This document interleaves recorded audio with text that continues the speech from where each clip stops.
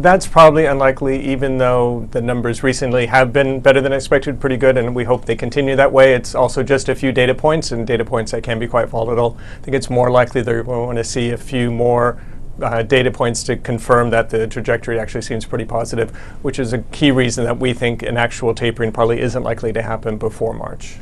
Now, you mentioned good numbers on the economic front. Have investors changed the way they view the data? Because before they used to rally even on strong data. This week we've had 3 down days, and all of a sudden they said, hey, maybe the data's too good, tapering may begin earlier.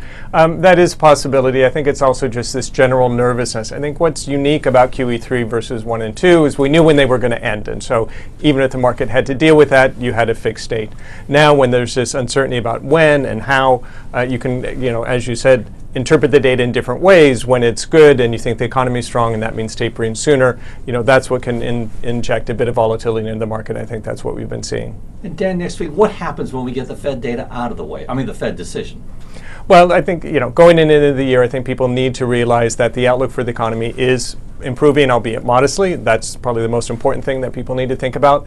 Need to realize that even with the returns that we've had in the markets this year, valuations for the most part are reasonable, maybe a little bit above average, but certainly by no such are they extreme. And corporate earnings, which is the most important thing when it comes to equity prices, appear to be solid, and you see good earnings revisions from analysts. So I think that type of relatively benign environment for equities is what people should focus on and not worry too much about the noise that's on the margins.